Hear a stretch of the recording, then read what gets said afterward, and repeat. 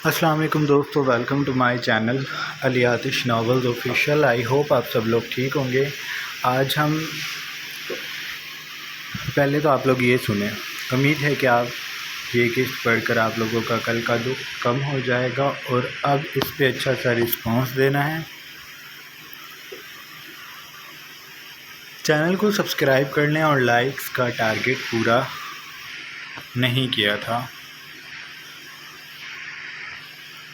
पहले भी अब कर दें, एक एक कर दो और ये पढ़ते रहें। इसके अलावा मैं नीचे आज चैनल को मेंशन कर दूंगा, आप लोगों ने उस चैनल को लाजमी सब्सक्राइब कर दें।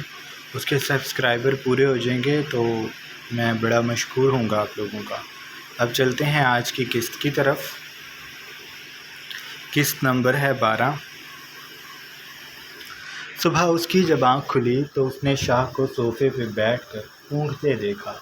लाज बगैर आहट के उठ रही थी, लेकिन अपनी आदत से मजबूर लाज कभी कोई काम भी बग़ैर शोर के किया नहीं कर पाती थी।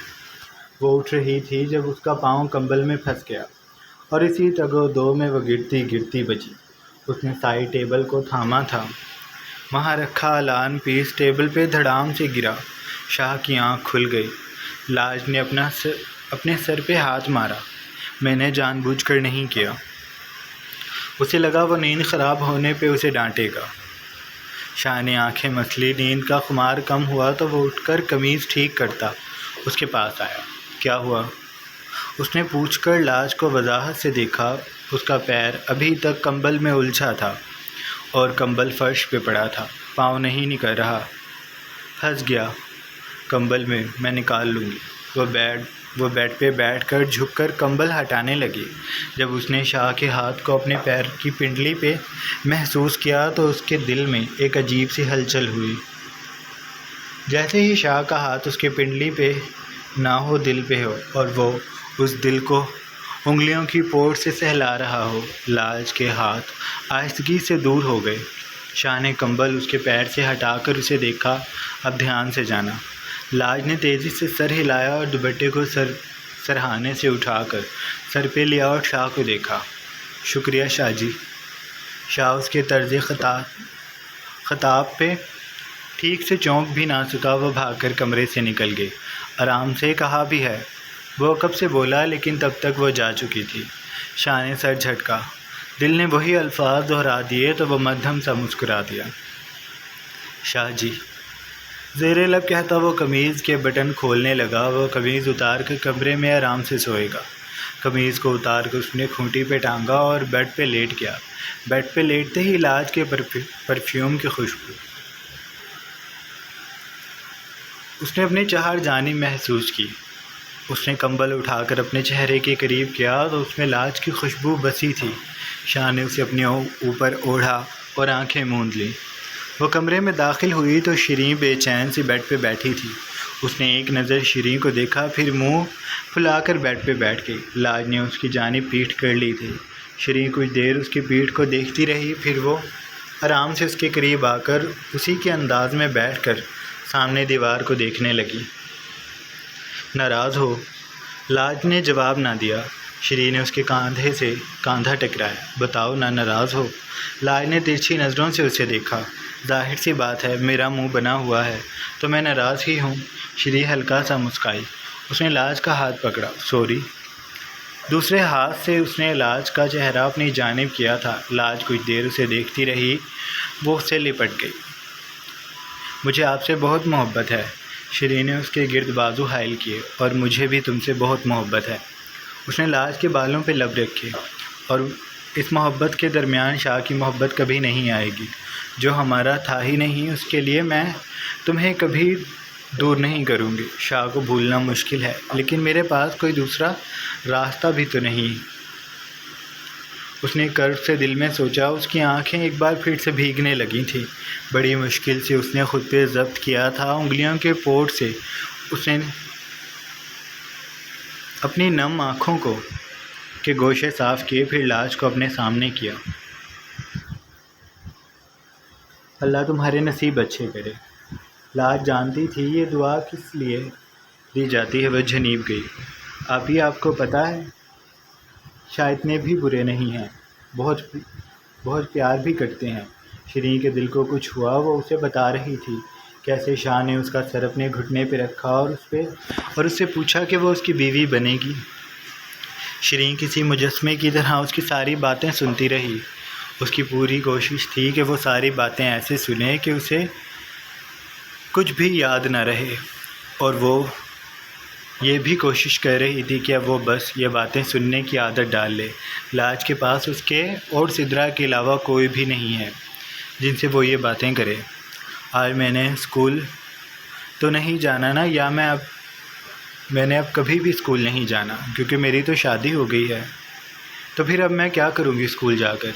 मैं तो घर संभालूँगी। श्री उसका मुंह देखती रह गई। फिर उसने लाज को कहा, तुमसे अपना आप तो संभाला नहीं जाता। चलती हो तो 10 बार गिरते हुए बचती हो, घर कैसे संभालोगी? और ये तुम्हें किसने कहा है कि तुमने अब स्कूल नहीं जाना? श्री उसके पास से खड़ी हो गई। वो अपने बेड की चादर ठीक करने लगी थी। लाज उसके पीछे आई। ऐसा ही होता है, आपको क्या पता, टीवी में ऐसा ही होता है। वो बीजान टाइप औरतें शादियां करवा कर कहती हैं कि अब दुल्हन स्कूल नहीं जाएगी।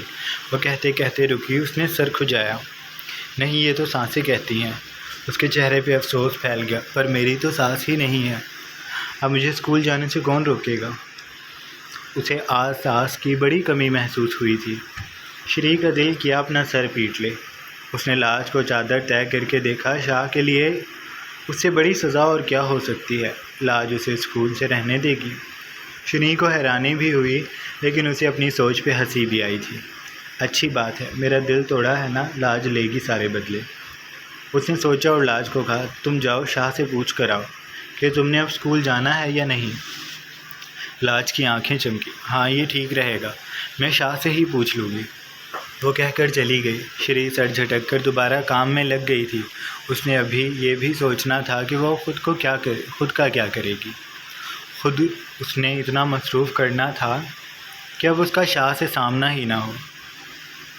वो वॉशरूम की जानिब बढ़ गई थी। लाज कमरे से निकलकर भागती दौड़ती शाह के कमरे में जा रही थी कि तभी उसे बीजान की आवाज़ आई। वो उसे नीचे लाउंज में खड़ी पुकार रही थी। उन्होंने उसे जाते देख लिया था। जी बीजान, उसने नरूठेपन से ऊपर से ही पूछा। नीचे आओ। मैं नहीं आ रही। क्यों? वो अपनी रात वाली बात भूल गई थी, लेकिन लाज को याद थी। आप मुझे 4 बातें सुनाएं और मैं फिर भी आपकी सारी बातें मानूं। उसने पहलुओं पे हाथ रख लिए। क्यों भाई, मैं क्यों मानूं? बीजान ने उसे घूरती रहे। मैं नहीं आ रही। मैं तुम्हें ऊपर आकर धक्का दे दूंगी। लाज को उनकी बात पे हंसी आ गई। आपसे तो ऊपर आया ही नहीं जाता। उसने चिढ़ाने वाले अंदाज में हाथ हिलाया। बीजान ने अपना सर पे हाथ मार लिया। वो भी किससे मगजमारी कर रही थी। ठीक है, मत आओ। मैंने तुम्हारे लिए जेवर निकाला था, अब नहीं दूंगी। लाज को धक्का लगा। क्या निकाला था? वो सीढ़ियों की जानिब आ गई। कुछ भी नहीं निकाला था। बेजान धीरे से वापस कमरे की जानिब पलट गई थी। लाज सीढ़ियाँ उतरकर उनके पास आई। मैंने सुन लिया था, आप जेवर कह रही थी। वो मीठे से लहजे से बोली। बेजान कमरे में आ गई थी। लाज ने उनके बेड पे देखा। उसकी आंखें फैल गई। बेड पे 5-6 डब्बे रखे थे जिसमें कीमती जेवर रखा चमक रहा था।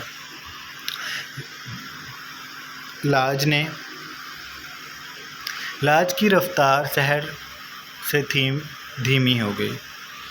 वो बेड के पास घुटनों के बल बैठ गई। ये सब आप मुझे दे देंगी? ओह, मैं थक गया आज। उसने एक सूट उठाया। बेजान ने उसके हाथ से ले लिया। लाज का मुंह बन गया। नहीं, तुम तो मुझसे नाराज़ हो ना, तुम्हें क्यों दूंगी? लाज ने सर पे ऐसे हाथ मारा जैसे उसे अभी कुछ याद आया हो। ओहो, मैं तो भूल ही गई थी। मैं तो रात ही भूल गई थी। मैं तो आपसे बिल्कुल नाराज़ नहीं हूँ। उसने खड़े होकर बीजान के गले में बाजू डाल लिए। बीजान हल्का सा मुस्कुरा दी। अच्छा, बैठो इधर मेरे पास। उन्होंने उसे अपने बराबर बिठाया। ये तुम्हारी अम्मी और दारैन की अम्मी का जेवर है, और भी रखा है। अब ये सब तुम्हारा है। लाज ने बीजान का माथा चूमा। मैं सारा पहन कर फिरा करूँगी। बीजान को उसकी ये बात बहुत अच्छी लगी। कितने अरसे बाद वो किसी बहू को जेवर और नए कपड़ों में इस हवेली में फिरते देखेंगी। उनकी पोती उनकी बहू बनकर कैसी खूबसूरत लगेगी। हाँ ना, तुम सारा पहन लेना, मैं तुम्हें नए कपड़े भी लेकर दूंगी, लेकिन इस वक्त जब तुम शाह के कमरे में उसके साथ जाकर रहोगे। लाज ने सर ऐसे हिलाया जैसे कहती हो ये तो मसले की बात ही नहीं है। मैं तो इस जेवर के लिए शेर के पिंजरे में भी रह सकती हूँ। बीजान उसकी बात पे हंस दी। शाह मेरा शेर ही है, बीजान ने कहा। और मैं क्या हूँ? लाज ने दिलचस्पी से पूछा। वही जो शाह तुम्हें कहता है, पांडा, उसने नरूठेपन से पूछा। बीजान उसके अंदाज पे हंस दी।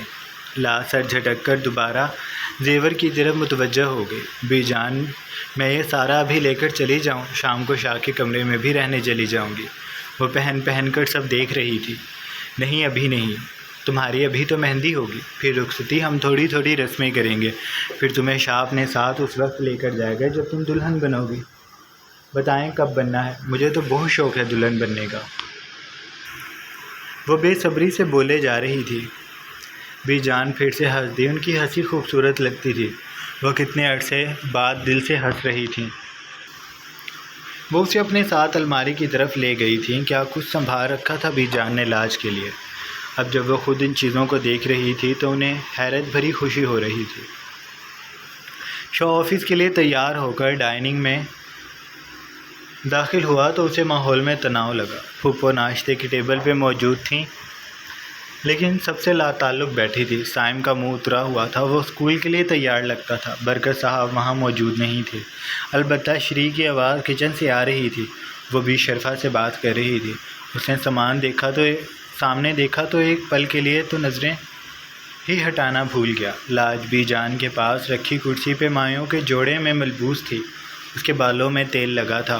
वो पीले सूट में जिस पे सोने की तार के गोटे का काम हो रहा था पहने हुए थी। शाह इस जोड़े को पहचानता था। ये उसकी माँ का जोड़ा था। लाज की सफ़ेद रंगत में उस सूट के रंग का अक्स पड़ रहा था। उसका रंग धमक रहा था। शाह से नज़रें हटाना मुश्किल सा हो गया। उसने अपनी अम्मी को तस्वीर में ये पहने देखा तो वो उन्हें कहता था कि इस जोड़े में वो बहुत हसीन लग रही हैं। कोई भी उन जैसा हसीन लग ही नहीं सकता था। लेकिन आज शाह को अपना कहा गया गलत लगा। लाज पे सूट जच रहा था। वह शाह की अम्मी की जवानी की तस्वीर बनी उसके सामने बैठी थी। बड़ी बड़ी बादाम रंग आँखों से उसने जब शाह को देखा तो शर्म से चेहरा झुका लिया। उसे ये भी बीजान ने ही कहा था कि अब वो शाह से थोड़ा सा शर्माया भी करे, बार बार उसके पीछे भाग कर नहीं जाएगी। लाज ने जेवर के नशे में हर बात पे सर हिलाया। बीजान ने उसे क्या कुछ नहीं दिखाया जो अब बस उसे मिलेगा। कितने काम से भरे हुए सूट, साड़ियाँ, लहंगे, फ़्राक, क्या कुछ ना रखा था बीजान के पास। शाह ने बड़ी दिक्कत से उस पे से नज़रें हटाई थी। साइम ने थोड़ा सा नाश्ता किया होगा, फिर वो उठकर मैं स्कूल जा रहा हूँ अपनी अम्मी को कहता डाइनिंग से निकल गया। लाज ने उसे बेचैनी से देखा। इसका मुंह क्यों बना हुआ है? उसने दिल में सोचा था, लेकिन अभी उसने फ़िलहाल शर्माना था, इसलिए वह बैठकर शर्माती रही। बीजान ने दारैन को तभी कहा, आज तुम ऑफ़िस से जल्दी आ जाना। मैंने सोचा है आज मायूं की छोटी सी रस्म कर लूँगी। कल मेहंदी हो जाएगी, फिर लाज की रुखसती हो जाएगी। फुप्पो नाश्ता अधूरा छोड़कर चली गई। बीजान उन्हें तल्खी से देखकर मुस्काई। श्री जो किचन में थी उसके हाथ बेसाख्ता थम गए। उसे लगा उसका सांस भी थम जाएगा। बीजान, ये सब ज़रूरी है? बीजान कुछ भी कहती कि लाज जल्दी से बोली, हाँ तो और क्या। बीजान ने उसे तभी आंखें दिखाई। लाज ने चेहरा झुका लिया। सर पे दुपट्टा सेट करके उसका सिरा लबों में दबा लिया, जैसे शाह से पर्दा कर रही हो। उसे अभी ये याद आया था। शाह उसकी हरकत पे गहरा सांस भर कर रह गया। हाँ, ये सब ज़रूरी है। मेरे कुछ अरमान हैं, मैं वो पूरे लाजमी करूँगी, पर मुझे लगता है बस सादगी से रुखसती कर लेनी चाहिए। लाज ने उसे ज़रा सी तिरछी नज़रें करके नाराज़ी से देखा। शाह की तभी उस पर नज़र पड़ी थी। दारैन, क्या हो गया है? ये तो खुशी का मौका है। तो और क्या? लाज की ज़ुबान फिर से फिसल गई। तुम निकलो पहले इधर से। बीजान ने उसे झिड़का तो उसने उन्हें नाराज़ी से देखा। मैं तो बस बात कर रही थी। तुम जाओ अपने कमरे में, तुम्हारा नाश्ता वहीं आ जाएगा। और अब अगर मैंने तुम्हारी आवाज़ सुन ली तो सब कुछ भूल जाना। मैं एक मोती भी नहीं दूंगी तुम्हें। लाज ने फ़ौरन मुंह पे हाथ रख लिया। उसने इशारों में कहा कि वो जा रही है यहाँ से। हाँ जाओ। बीजान के कहते ही वो डाइनिंग से निकल गई। फिर बीजान दारैन की जानिब मुतवज्जा हुई। अब तो लाज भी शादी से खुश है। तुम क्यों ऐसे कर रहे हो? मैं कुछ भी नहीं कर रहा, बस मैं चाह रहा हूँ कि सब कुछ सादगी से हो जाए। सादगी से ही होगा। बस घर वाले ही होंगे। घर वाले होंगे भी जान, उसने अजीब से लहजे से पूछा था, जैसे जताना चाह रहा हो कि घर में खुश ही कौन है जो उसमें शरीक होगा। जिसने इस हवेली में रहना है वो इसमें शामिल भी होगा। बीजान ने जवाब दिया। शाह सांस भर कर रह गया। डाइनिंग में खामोशी छा गई। शाह डाइनिंग पे कुछ ढूंढ रहा था, तभी उसने शरीक को टेबल पे उसके सामने कप रखते देखा। यह आपकी चाय। वो कप रख कर चली गई थी। शाह ने उसकी पुश्त को देखा, फिर उसने सर झटक दिया। उसका दिल नहीं कर रहा था कि अब वो चाय पिए। वो ऑफिस के लिए जा रहा था जब शरी को देख कर रुका। वो लाउंज में बैठी थी। तो मेरा आप कोई काम ना किया करो, मुझे अच्छा नहीं लगेगा। तुमने जो कुछ किया उसके लिए मैं शुक्रगुजार हूँ, लेकिन अब बस और नहीं। शरी ने उसकी तरफ ना देखा, बस चेहरा नीचे किए कहने लगी, मैं कोशिश कर रही हूँ कि सब भूल जाऊँ, और अगर मैंने किसी का कोई काम करना छोड़ा तो मुझे लगेगा कि मैं शादी से खुश नहीं हूँ, और इसका मतलब साफ़ ये है कि मैं लाज की खुशी में खुश नहीं हूँ। उसने चेहरा उठाकर शाह को देखा। लाज और मेरे दरमियान मैं किसी चीज़ को नहीं आने दे सकती। मुझे वो बहुत अजीज़ है। मुझे उसकी खुशी में खुश रहना है, और जहाँ तक बात आपके काम करने की है वो मैं तब तक करती रहूँगी जब तक लाज इस लायक नहीं हो जाती। फिर आप जाने और आपकी बीवी। अभी तो बस ख़ुद को लाज के लिए तैयार रखे। वो मेरे बदले लेगी आपसे, और उस पर गुस्सा मत कीजिएगा। उसका मायका मेरा और उसका कमरा है। कभी वो मेरे पास आई आपकी शिकायत लेकर तो आपके लिए अच्छा नहीं होगा। आखिर में उसका गला रुंध गया। उसकी आंखें धुंधला गई थीं। शाह के दिल में टीस उठी। तो मुझे धमकी दे रही हो? श्री ने दुपट्टे से आंखें पोंछी। हाँ, दे रही हूँ। वो मेरी बहन है। मैं उसे खुश देखना चाहती हूँ। मैं सब कुछ भूल जाऊँगी। वो बहुत मुश्किल से बोल रही थी। बात मुकम्मल करके श्री पलट कर जाने लगी कि वो कब से बोला, मुझे फिर भी माफ़ कर देना। श्री ने गर्दन मोड़ी। माफ़ नहीं करोगे? कहा ना मेरा बदला लाज लेगी। आप बस तैयारी रखें। वो कहकर आगे बढ़ गई थी। श्री जैसी समझदार लड़की से शाह को यही उम्मीद थी। वो बदला लेने वालों में से कभी नहीं रही थी। वो तो हार मान लेती थी। शाह भी फिर लाउंज से निकल गया था। पुप्पो अपने कमरे की चौखट में खड़ी उन्हें देख रही थी। उनकी आंखों में आंसू थे। शाम में वो जल्दी आ गया था। सफ़ेद सूट पहनकर जब वो नीचे आया तो बीजान ने उसकी बलाई ले ली। उसका माथा चूमा। अल्लाह तुम्हारी जोड़ी सलामत रखे। उन्होंने उसे लाज के बराबर बिठा दिया था। सभी मारे बंधे वहाँ मौजूद थे, लेकिन तैयार नहीं हुए थे। बस एक श्री थी जिसने सूट बदला था। तुम्हें दुख क्यों नहीं होता श्री? तुम क्यों दिल में कुछ नहीं रखती? पुप्पो ने जब उसे मुस्कुराते देखा तो उसकी आंखें डबडबा गईं। श्री ने उन्हें हैरानी से देखा। अम्मी दुख तो सभी को होता है, और दिल में भी सब रखते हैं। हाँ, मैं उसे जहर नहीं बनाती। सारा दुख अपनी जगह। पर आप लाज को देखें, वो कितनी खुश है। मेरा सूट आज उसने निकाला था। कह रही थी आप और सिद्रा मेरे साथ रहिएगा, मेरी बहनें हैं आप दोनों। तो मैं कैसे उसका दिल तोड़ देती। पुप्पो ने उसे सीने से लगा लिया। इतनी अच्छी मत बनो श्री, उन्होंने हमारे साथ अच्छा नहीं किया। उसकी आंखों में आंसू भर गए थे। बुरा बनकर भी क्या मिलेगा? कुछ भी नहीं। इससे बेहतर है जो हो गया उस पर सब्र किया जाए। उसने अपनी अम्मी का चेहरा सामने किया। उनके आंसू पहुँचे। मत रोएं, लाज की बुआ सांस बनने वाली हैं आप, और लग रहा है आप उससे डर रही हैं, तभी रोई जा रही हैं। श्री ने शरारत से कहा था। पुप्पो को हंसी न आई। वो बस खामोश हो गई, और अब तक वो खामोश ही खड़ी थी। साइम लाताल्लुक़ सा खड़ा सब कुछ देख रहा था। श्री कदम कदम चलती उसके पास आए। उसका शाना थपका। तुम्हें इससे अच्छी लाकर देंगे जो तुम्हारे कान खा जाएगी। इसे शाह का रहने दो। साइम की आंखों में नमी सर उठाने लगी। श्री ने सर नामे हिलाया और उसका हाथ मजबूती से थाम लिया। आप बहुत बहादुर हैं आपे। श्री ने उसे चौंक कर देखा, फिर मुस्का दी। तो फिर मुझसे ही कुछ सीख लो। उनके लिए कभी दिल में मैल ना रखना। साइम, उन्होंने बस यही एक काम बुरा किया है, बाकी तो हमें बहुत प्यार दिया है। अब हम उनसे बैर पालें तो अच्छा लगेगा। साइम ने सर नामे हिलाया। श्री ने उसका गाल थपका। तो बस फिर, और वैसे भी तुम्हारा तो एंट्री टेस्ट होने वाला है। फिर तुम हॉस्टल चले जाओगे, 4 साल बाद आओगे, देखना तब तक तो सब कुछ तुम भूल चुके होगे। साइम को भी बस इसी बात की आस थी कि अब वो बस जल्दी से यहाँ से चला जाए, उसका टेस्ट पास हो और वो जाए यहाँ से। बीजान ने लाज को उपटन लगाकर फूफो को देखा, जिन्होंने नज़रें फेर ली थी। श्री ने उन्हें नाराज़ी से देखा तो वो दिल मार कर आगे बढ़ गईं। उन्होंने शाह को उपटन लगाया। जब वो लाज को लगा रही थी तो लाज ने मुस्कुराकर उन्हें देखा। मैं कैसी लग रही हूँ फूफो? फूफो उसे कुछ देर देखती रहीं, फिर बोली, चुड़ैल लग रही हो।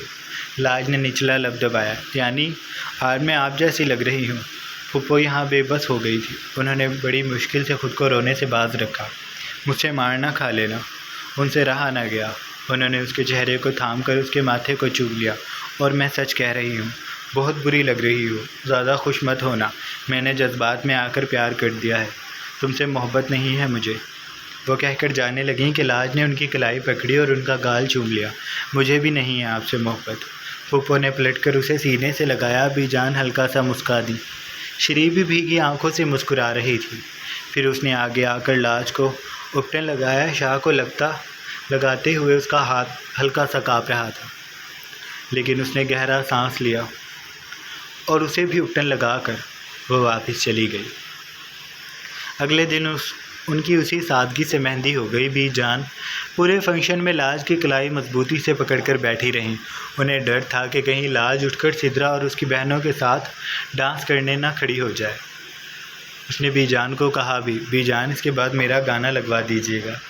बीजान ने उसे इस बात पर सदमे से देखा। दिमाग ठीक है? अपनी शादी में कौन डांस करता है? तुम दुल्हन हो। बीजान को उसे बताना पड़ रहा था। तो दुल्हन हूँ तो क्या हुआ? दुल्हन का दिल नहीं होता? मुझे वैसे तो डांस करने नहीं देते, आज मौका है तो भी नहीं, मैं तो करूँगी। बीजान ने उसे खा जाने वाली नज़रों से देखा। तुम्हारी टांगें तोड़ दूँगी। उसने नाराज़ी से बीजान को देखा। फिर वो शाह की तरफ भाग झुकी, जो उसके बराबर बैठा था और जानबूझकर लाज की बातों पे तवज्जो नहीं दे रहा था। बीजान आपकी दुल्हन को डांट रही हैं और आप चुप करके बैठे हैं, बड़े अफसोस की बात है। शाह को गुस्सा आना चाहिए था, लेकिन उसे हंसी आ गई। उसने बड़ी मुश्किल से चेहरे को सपाट रखते हुए उसे घूरा और भौं झुकाई। करवाऊँ मैं तुम्हें डांस?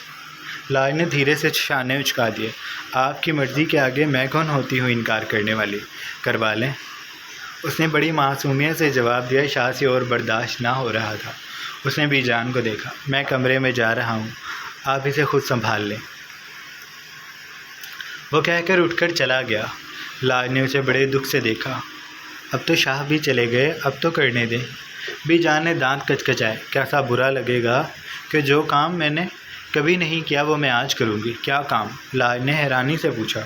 उसे जानने का तजस्सुस हुआ कि ऐसा कौन सा काम है भला जो बीजान ने नहीं किया। तुम्हें पीटने का। बीजान ने उसकी कलाई पे दबाव डाला। अब अगर मैंने तुम्हारी एक भी बेवकूफ़ी भरी बात सुन ली तो तुम्हें यहीं मारूंगी। बैठी रहो चुप करके। लाज ने उन्हें मलाल से देखा और फिर पता नहीं क्या मुंह ही मुंह बड़बड़ाने लगी। बीजान गहरा सांस भरकर बड़ी मुश्किल से खुद पे जब्त करके बैठी रही थी।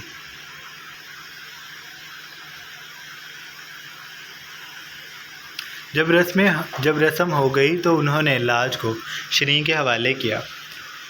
इसे कहीं निकलने मत देना, अगर ये बात ना माने तो मुझे बताना। लाज ने बीजान को दिल में ज़ुबान दिखाई। काश मेरी रुखसती कहीं बाहर होती, बीजान से तो जान छूटती। उसने बड़ी हसरत से सोचा और फिर वो श्री के साथ कमरे में चली गई। मेहंदी के बाद अगले रोज़ शाम में शाह दुल्हा बनकर अपनी लाज को अपने कमरे में ले आया था। उसने शेरवानी पहनने से इनकार कर दिया था। वह सफ़ेद काटन के सूट में मलबूस, शानों पे काली शॉल लिए हुए था। अलबत्ता लाज को बहुत मेहनत से कॉलर से तैयार करवाया था। वो सुर्ख लहंगे में बहुत खूबसूरत लगती थी। पार्लर से उसे शाह लेकर आया था। वो आकर सबसे मिली रात उसने बहुत सोचा था कि वो सबसे लिपट कर रोएगी, लेकिन उसे बिल्कुल ना रोना आया। बीजान ने उसका माथा चूमा और उसे अपने साथ लगाकर कुछ देर बैठकर समझाती रही कि अब वो बड़ी हो गई है, शोहर को तंग नहीं करना। पहले जैसे फिरती थी अब ऐसे नहीं फिरना। लाज चुप करके सुनती रही। वो बोलना तो चाहती थी, लेकिन उसे ये डर था मेरी लिपस्टिक ख़राब हो गई तो। इस ख्याल के तहत वो चुप रही और फिर चुपचाप शाह के कमरे में पहुंच गई। बीजान बेशर्फा दूध का गिलास रख रही थी तो लाज ने घूंघट ज़रा सा उठाकर उन्हें देखा। ये क्या है? ये बादाम वाला दूध है दारैन साहब के लिए, वो बताकर चली गई। लाज ने उसके जाने के बाद फिर से घूंघट चेहरे पे डाल लिया और जोर से कांधे उचकाए। हाय मेरी शादी हो गई, अब तो बस सुकून ही सुकून। ना स्कूल जाना पड़ेगा, ना अब मैं पेपर दूंगी। बस फिर मैं रहूँगी हर रोज़, बस घर में रहूँगी हर रोज़ नए कपड़े, मेकअप। हाय वो खुशी से दीवानी हो रही थी। तभी उसने कदमों की चाप दरवाज़ा खुलने पे सुनी तो वो सीधी होकर बैठ गई। दारैन ने कमरे का दरवाज़ा बंद किया और पलटकर उस नाजुक वजूद को देखा जो बेड पे चेहरा छुपाए बैठा था। वो कदम कदम चलता उसके पास आया। उसने शानों से शॉल उतार कर एक तरफ रखी और फिर बेड पे बैठ गया। वो अभी सोच ही रहा था कि क्या करे कि लाज ने घूंघट उठाया। अस्सलाम वालेकुम शाह, मैं आपकी दुल्हन हूँ। उसने ऐसे बताया जैसे शाह को ना पता हो। फिर शर्मा कर चेहरा पे घूंघट डाल लिया। शाह बेसाख्ता उसकी हरकत पे मुस्कुरा दिया। उसने फिर उसका घूंघट उसके चेहरे से हटाया। अच्छा जी, मुझे तो पता ही नहीं था कि तुम मेरी दुल्हन हो। लाज ने हंसकर आहिस्ता से ताली बजाई। देखिए मुझे भी इतने टाइम से नहीं पता था कि आप मेरे दुल्हा हैं। हमारी शादी हो चुकी है। वह बड़ी खुश थी। शाह उसे दिलचस्पी से देखने लगा। उसने घुटना ऊपर किया और उसके मुकाबिल ठीक से बैठ गया। तुम खुश होना इस शादी से लाज? उसने पूछना ज़रूरी समझा। लाज ने उसे आंखें फैला कर देखा। खुश? मैं तो बहुत खुश हूँ। शाह ने लब भींचकर अपनी हंसी दबाई। वाह, ये तो बहुत अच्छी बात है, आप खुश हैं? उसके सवाल पे वो एकदम से चुप सा हुआ। फिर बोला, हाँ मैं भी अब खुश हूँ। मेरी इतनी प्यारी दुल्हन है तो मुझे तो खुश होना चाहिए। शाह ने उसका नरमी से गाल खींचा तो वो शर्माने की अदाकारी करने लगी। शाह ने कुछ याद आने पे दराज से डब्बा निकाला। ये तुम्हारा तोहफ़ा, वही जो मुंह दिखाई पे मिलता है? लाज ने पूछा। हाँ, तुम्हें पता है इसका? बिल्कुल, टीवी में देखा था। वो डब्बा खोलकर देखने लगी। उसमें हार था। शाह ने उसे बताया। ये भी जान ने अपना हार तुम्हारे लिए संभाल कर रखा था। लाज ने उसे चेहरा उठाकर देखा। यानी उन्होंने मुझे पुराना गिफ्ट दिया है? उसका चेहरा उतर गया। नहीं, मतलब वो कुछ कहता कि लाज ने डब्बा उसे दे दिया। मैंने नहीं लेना, मुझे नया गिफ्ट चाहिए। भी जान ने पहनकर पुराना कर दिया। अब उनका दिल भर गया तो मुझे दे दिया। मैं नहीं लेती। शाह ने गहरा सांस लिया। अच्छा, मैं तुम्हें नया बनवा दूँगा। लाज ने उसे बेयकीनी से देखा। पक्की बात है? हाँ पक्की बात है। शाह ने डब्बा दोबारा दराज में रख दिया था। वो जब उसके सामने बैठा तो लाज ने साइड टेबल पे रखा दूध का गिलास उठाकर उसे दिया। ये बादामों वाला दूध है, आपके लिए लाई थी बेशर्फा। शाह ने शुक्रिया कहकर वो लबों से लगाया और पी लिया। जब उसने लाज का चेहरा देखा तो उसे एहसास हुआ उसने गलती कर दी। तुमने भी पीना था? वो मुजरिमों की तरह उसे देखकर पूछ रहा था। लाज के तासुर बड़े ख़तरनाक थे। तो और क्या, बादाम वाला दूध था, आपने पूछा भी नहीं और सारा पी लिया। वो रूहान सी हो गई। आप तो शादी की पहली रात ही मेरी हक तलफी कर रहे हैं। पूरी ज़िंदगी पता नहीं मेरे साथ क्या क्या होगा। आप मुझसे एक बार पूछ लेते, लेकिन आपने नहीं पूछा। आप सारा बादाम वाला दूध अकेले ही पी गए। शाह ने सरनामे हिलाया। मैंने गलती से पी लिया। मैंने आपका असल चेहरा देख लिया। अब मुझे और कुछ नहीं सुनना। मुझे नहीं रहना आपके साथ। पहले पुराना गिफ्ट दिया, अब दूध भी पी लिया। वो सर झटक कर उठने लगी। शाह ने जल्दी से उसकी कलाई पकड़ी। बैठो आराम से, कहाँ जा रही हो? अपने कमरे में, उसने नाराज़ी भरे लहजे से कहा। अब यही तुम्हारा कमरा है। लाज, मैंने तुम्हें बताया तो था कि अब तुम मेरे साथ रहोगे। मैं तब रहती आपके साथ जब आप मेरा ख्याल रखते। आपको मेरा ख्याल ही नहीं है। मैं तो जाऊँगी। लाज फिर उठने लगी। शाह ने उसे ज़बरदस्ती शानों से थाम कर बिठाया। मैं तुम्हें अभी और दूध ला देता हूँ बादाम डालकर। लेकिन वो आप वाला थोड़ी होगा, उसे शाम वाला दूध ही पीना था। अच्छा, मैं अपने वाले गिलास में ला कर दूँगा। लाज झाग की मानिद बैठ गई। ठीक है। शाह गहरा सांस भरकर खड़ा हो गया। वो जानने लगा कि लाज उकब से बोली। शाह खाना भी ला दें, मुझे भूख लग रही है। पहले तो यूँ लग रहा था भूख ही नहीं है, लेकिन अब लग रही है। शाह का बस नहीं चल रहा था कि अपना सर किसी दीवार में मार ले। उसकी शादी की पहली रात अपनी बीवी के साथ कितनी यादगार गुजर रही थी, और ये तो अभी पहली रात थी। जारी है। ओह, सो जनाब, ये थी हमारी आज की किस्त। आई होप आपको अच्छी लगी होगी। अगर आपको किस्त अच्छी लगी है तो आप लोग चैनल को सब्सक्राइब कर लें, इसको भी और वो मेरे दूसरे चैनल को भी, जो कि मैं नीचे आज डिस्क्रिप्शन में मेंशन करूँगा। आप लोगों से गुजारिश है, आप लोग उस चैनल को लाजमी सब्सक्राइब कर लें, बेल आइकन के बटन को भी प्रेस कर लें। अपना ढेर सारा ख्याल रखिएगा। बहुत जल्द नई किस्त के साथ हाज़िर होंगे। अल्लाह हाफ़िज़।